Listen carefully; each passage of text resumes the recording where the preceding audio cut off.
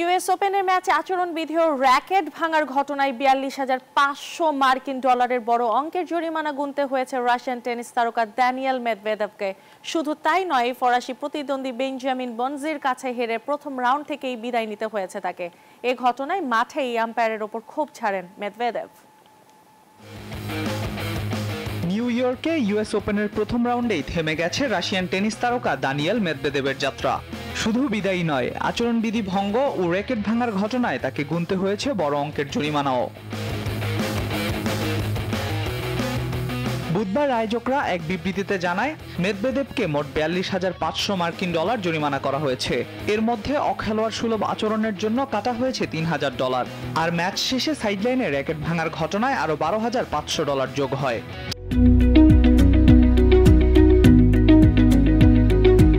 যা তার টুর্নামেন্ট থেকে পাওয়া প্রাইজ মানির ১/৩ বেশি। ঘটনার সূত্রপাত রোববার রাতে লুইস আর্মস্ট্রং স্টেডিয়ামে। ফরাসি প্রতিদ্বন্দ্বী বেঞ্জামিন বনজি তৃতীয় সেটে ৫-৪ গেমে এগিয়ে থাকাকালে হঠাৎ এক ফটোগ্রাফার কোর্টে ঢুকে পড়েন। চেয়ার আম্পায়ার গ্রেগ আলেনসর্ত তাকে সরিয়ে দেওয়ার পর বনজিকে নতুন করে প্রথম সার্ভ করার সুযোগ দেন। এই সিদ্ধান্তে ক্ষিপ্ত হয়ে আম্পায়ারের সঙ্গে তর্কে জড়ান মেদভেদেভ। এ সময় খেলা বন্ধ থাকে প্রায় ৬ মিনিট। এরপরই রাশিয়ান তারকা মাইক্রোফোন হাতে নিয়ে আম্পায়ারের দিকে ক্ষোভ উগরে দেন। বিতর্ক শেষে অবশ্য মেদভেদেভ লড়াইয়ে ফেরেন আর টানা ২ সেট জিতে ম্যাচে সমতা ফেরান। তবে শেষ পর্যন্ত হেরে বিদায় নেন টুর্নামেন্ট থেকে। এটি ছিল মেদভেদেভের টানা তৃতীয় গ্র্যান্ড স্ল্যামে প্রথম রাউন্ডে হারের ঘটনা। একই সঙ্গে বনজির বিপক্ষে টানা দ্বিতীয় গ্র্যান্ড স্ল্যাম পরাজয়ও বটে।